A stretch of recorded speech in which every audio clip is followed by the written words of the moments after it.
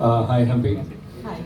As you said, you've taken a bit of a break after the World Cup. So your next event is going to be the Global Chess League, I believe, in Bombay next month.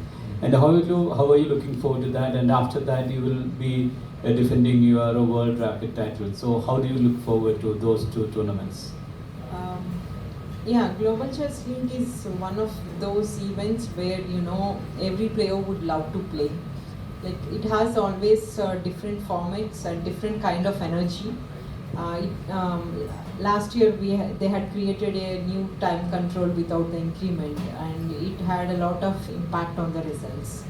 So every year they have been innovative, and this year we had a very strong team, and Hari Krishna is our captain for the Mumbai Masters. So I'm definitely sure that we'll be able to give our best in this coming season. And coming to the World Rapid and Bleach, well, I'm really not thinking about the title. So I just wanted to enjoy the format and play my best. Nowadays, I believe that rather than chasing for the titles, it's more important to give your best. If it comes, then probably you'll take that certain risk when needed towards the end of the event. But I'm not a kind of player to keep a target from the start of the tournament. And have your thoughts on the way the tournaments like the World Cup being held in India? How do you think that can give a further boost to the game in the country? Maybe to make it more popular, more mainstream? We had a World Cup held in 2002 as well in Hyderabad, Ramoji Film City, and that was my first World Cup.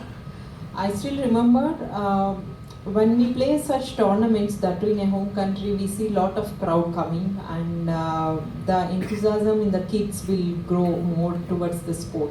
I think this is one of a such event where people will get attracted to the sport and they'll have that passion to learn. So having it in India is for players it's both, like it's advantage of having home food and good weather conditions which they are used to, but at the same time it's also a pressure for them to have so much crowd and so much media attention. Yeah, it's not easy for a player when you're playing. You need to be very well balanced to concentrate on the sport and not to get distracted with other things. But apart from that, I think this is one of the best choices as far as the venue is concerned, because we have seen players growing up from southern part of India. Like Tamil Nadu is the hub for chess in India now. We have grandmasters from Andhra, like we have many players from Maharashtra. So Goa is the place where we have seen very few players coming up in the national and international levels. I think this region will be having a great opportunity to witness these all top players, so that they could also come up into the sport as a professionals.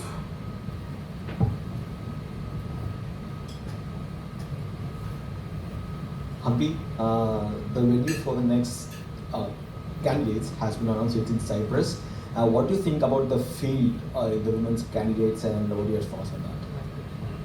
I think it's getting tougher year by year. Now we already have 3 Indians in the out of 8, and one more spot is yet to be decided after the World Rapid and Bleach, depending on the leaderboard. Apart from that, I see like players are getting very well prepared. Like women chess is also becoming more and more professional, hiring uh, professional seconds and grandmasters, building up a team. So thanks to FIDE for bringing up these Grand Prix series, which has started way back in 2009. So from then to now, I think the professionalism in the women's chess has improved a lot, and the financial conditions for the players have improved.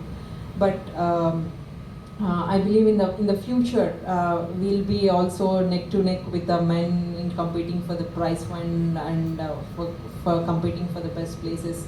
That's what we see in cricket now, right? Like women cricket, when it started off, there was nothing. Like people were even criticizing them. But today they have won the World Cup and people started appreciating and they're getting the recognition. I think it's the same way the women's chess is also growing slowly. And of course, Cyprus, there were 2 Grand Prix held before in Cyprus. I was supposed to play in one of the Grand Prix quite earlier, but somehow because of the pandemic or something, I couldn't manage to play, or it didn't happen at the right time as per the schedules. So this is the first time I'm going to travel to the country, and I'm also quite excited because of the venue, and I'm looking forward for a great tournament. Humpy, this is Mark from ChessBase India. I'm sure you're following the World Cup as it's going on, and as it happens, there are only 2 Indian players remaining, both Telugu boys. There's Hare Krishna, there's Arjun. Your thoughts on how the tournament is went, any predictions? Knockout is very hard to predict. It's quite tough for the top seeded players, because most of the time I have seen them getting eliminated quite early, and this format is so tricky that the youngsters will always have that advantage, because you need to have lots of energy and you have to convert quite fast from classical to rapid and rapid to glitch within a shorter span of time. These all factors actually benefit them. And I'm very happy that both Hari and Arjun are still in the field, and I'm really hoping today they'll make it to the next round. So being a Telugu speaking people, I feel proud, and me and Hari, both have started at the same time, and we have known each other for such a long period, and he has been also working as a second, and he has been into many things. So again, being successful as a player, I think it's a great thing, and it's an inspiration to many players as well. Hi ma'am, I'm on this side. I have one question related to your career. So for example, you have taken multiple breaks in your career. Yeah, so I have 2 questions. First is how do you prepare after that break? And second question is, how do you balance your personal life and chess? It's more like, for example, a guy doing 2 jobs, for example, and also many players who give up on chess just because of their jobs and studies. And you're doing the same thing. If you see in a different way, you are doing a job, at the same time you're balancing your personal life. So can you put some light on these? Thank you. You have the answer in your question. The break itself is my personal time. So I take the break so that I could spend a quality of time with my daughter and my husband. So before the World Cup, I have already mentioned it before, I played a couple of tournaments in a row. So after that, I decided to take this 3 months break, so that so my daughter wouldn't feel that mom is leaving every time for the tournament. Even when I started off here, just today morning she called me and she was just confirming whether I'm getting back to home tomorrow or not. So that's how it is to be a mother. But yes, thankfully I have a support system. I have my parents to look after my daughter, so that really helps me a lot to travel around the tournaments. It's also difficult as a player when I take a long break and to come back in a tournament. It's actually a tough. But I make sure before the tournament, at least around 20 days to 1 month, I make sure to have a regular routine of practice, so that I don't lose the touch with the sport.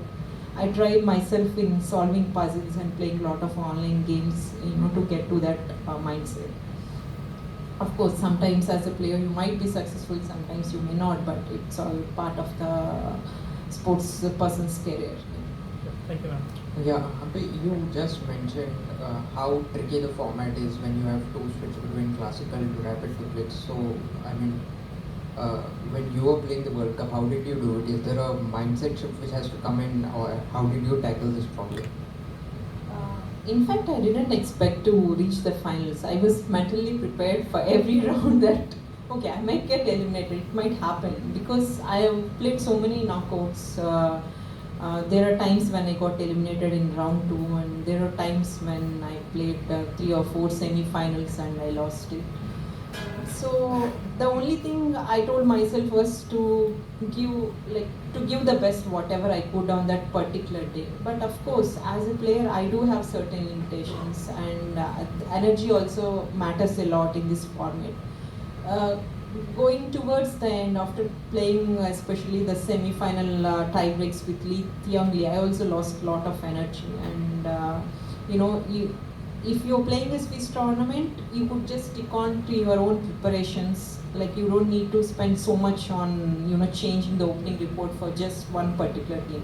But here, when you have a different opponent, you are forced to look at different things. Like, you have to spend quality of time preparing so many new ideas and other stuff. So that actually makes you lose the energy.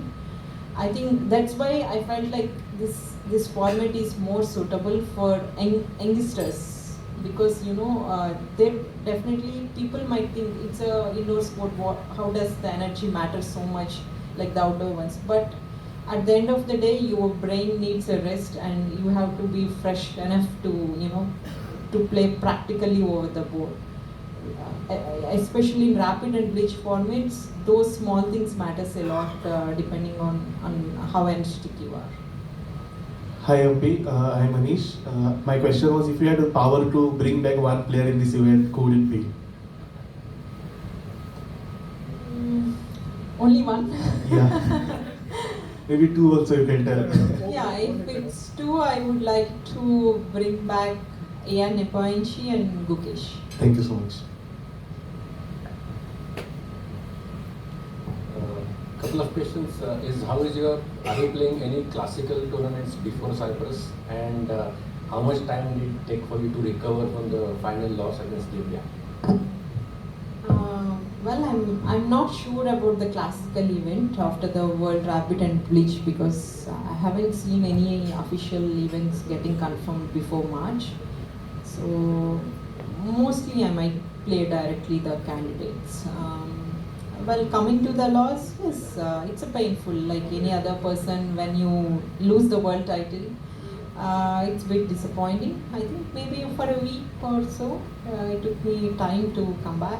But once I'm back to home and once I start spending with my daughter, I don't mix up my professional and personal life. Like, once I'm home, like chess doesn't come too much into my personal space.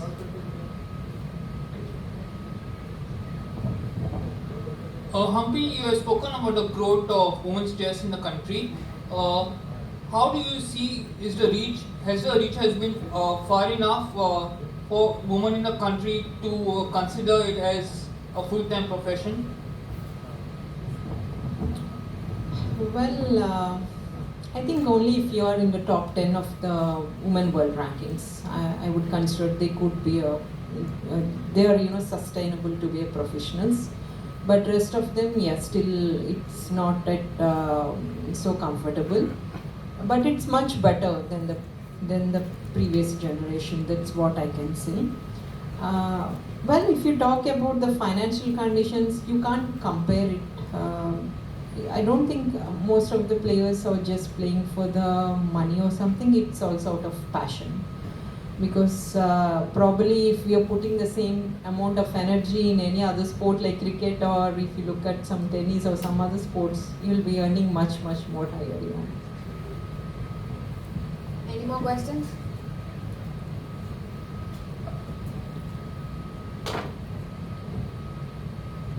Well, Humpy, you were making a reference to the Women's Cricket World Cup. Did you watch a bit of cricket, the World Cup? No, not at all. I'm not a cricket fan at all.